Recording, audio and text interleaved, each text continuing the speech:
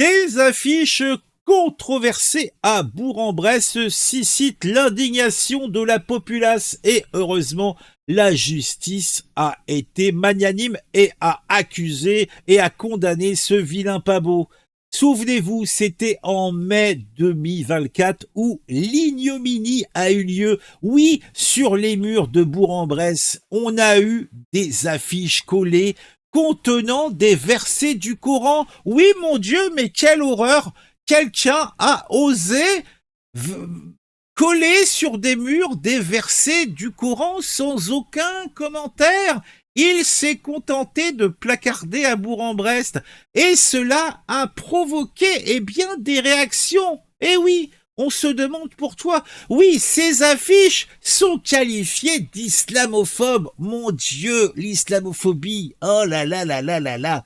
On en a retrouvé à plusieurs endroits stratégiques de la ville. Oh là là là là là là là là, mais quelle horreur, mais quelle horreur! Notamment aux entrées principales, au rond-point de Tavol et dans le secteur du centre commercial. Oh là là là là là là là! Mais quelle horreur, mais quelle horreur! Donc, moi, j'ai voulu m'intéresser, donc j'ai trouvé un post de Monsieur Damario, identitaire connu et reconnu, hein, abracadabrantesque, des militants patriotes ont fait de la garde à vue et ont été perquisitionnés pour incitation à la haine après avoir affiché des citations du Coran. Oui, même dans Big Brother, on n'aurait pas osé. Je ne vois pas comment ça tiendrait devant un tribunal. Mais ça tient il a été condamné. Oui, condamné. La police a donc utilisé comme une police politique d'intimidation sans aucun fondement juridique valable. A priori, il y a un fondement juridique puisqu'ils ont été condamnés. Et ce n'est pas illégal, il semblerait que si. Ou alors, il faut interdire le Coran. Oui, là par contre, la logique serait bonne. Alors, on a des trucs, donc, ok. Alors, là, effectivement, il y a il se contente.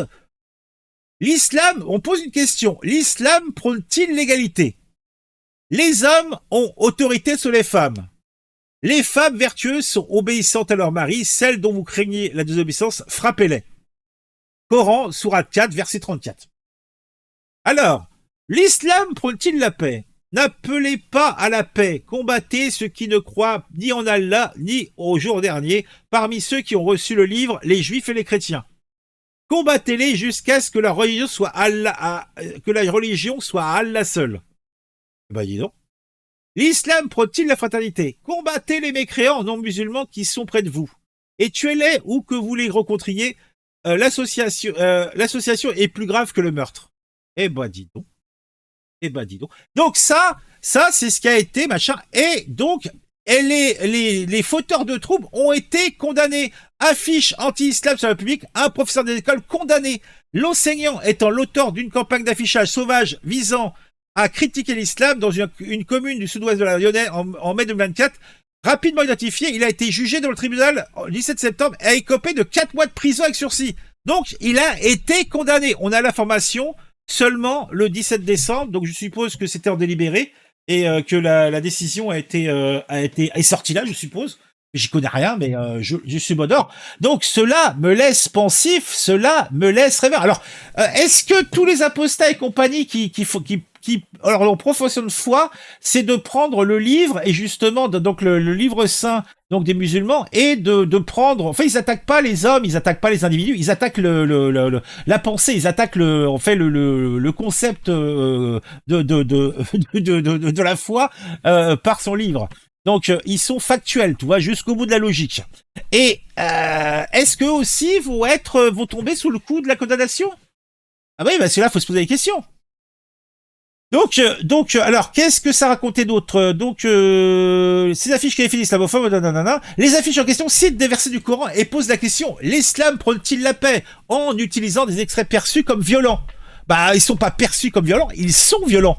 Ces citations ont été interprétées comme une tentative de dépeindre l'islam comme une religion de haine et de violence. Mais qu'est-ce qu'il y a à dépeindre? Sors-moi mais non, mais il faut être factuel là encore. C'est ça que je comprends pas. Il y a thèse et antithèse. Donc là, tu as l'antithèse, tu donnes la thèse et tu as la conclusion. Là, on a simplement un son de cloche. Moi, je m'entends de l'autre. Là, on me dit c'est une religion de paix et d'amour. Alors, et puis après tu rentres dans la pratique. Après, dans la pure pratique, tu vois, tu écoutes les paroles de ceux qui prêchent. Voilà. Alors, donc, je vous disais, donc les affiches en question citent des versets du Coran et posent la question, l'islam prône-t-il la paix en utilisant des extraits perçus comme violents? Mais là, c'est le fait d'utiliser, en utilisant des extraits perçus comme violents. Mais non, les extraits sont violents, c'est tout.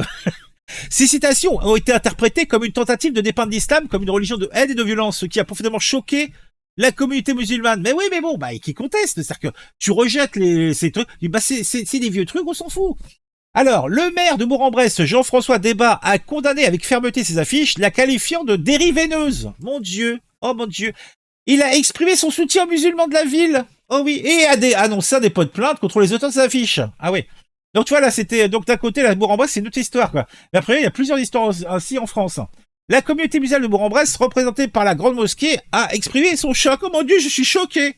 Bah, est-ce qu'ils étaient choqués par les attentats et tout ça? Est-ce qu'ils sont toujours aussi choqués? Ça, je me pose la question. Les fidèles ont partagé des photos des affiches sur les réseaux sociaux, mon Dieu, amplifiant la portée de l'incident, mon Dieu. Le Conseil français du culte musulman a également condamné ces actes et apporté son soutien à la communauté musulmane. Oh mon Dieu. L'affiche de ces versets du Coran a soulevé des questions sur la liberté d'expression et les limites de la provocation. Certains internautes ont souligné l'ironie de la situation, arguant que les affiches ne faisaient que citer des textes sacrés et que la plainte pourrait être interprétée comme une attaque contre le Coran lui-même. D'autres ont vu dans ces affiches une tentative délibérée de stigmatiser l'islam et de semer la discorde. Mais oui, évidemment que tu stigmatises l'islam, mais c'est voulu. Je vois pas très bien. Et en quoi c'est interdit de stigmatiser une religion?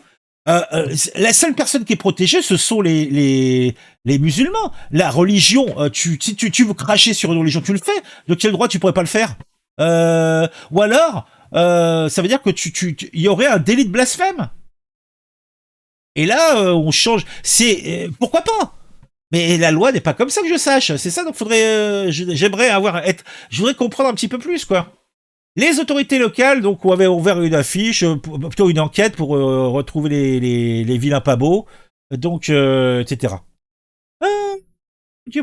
Bon, en tout cas, ça, c'est vraiment un mauvais point, un de plus de la justice, puisque là, manifestement, il y a question, donc je suppose qu'il y aura appel, puisque là, c'est un combat qu'il faut continuer, c'est évident, quoi. Ils l'ont lu le livre ou quoi? Bon, après, moi, je sais pas, moi, je l'ai pas lu, ça m'intéresse pas, moi, je m'en fous de ces conneries, hein. Moi, de toute façon, moi, toutes les religions, pour moi, c'est du caca, hein. Donc, selon la police, les versets du Coran sont perçus comme une incitation à la haine. Verset 34, d'après le Coran rapporté d'Égypte. Alors, qu'est-ce que ça dit? Les hommes ont le pas sur les femmes.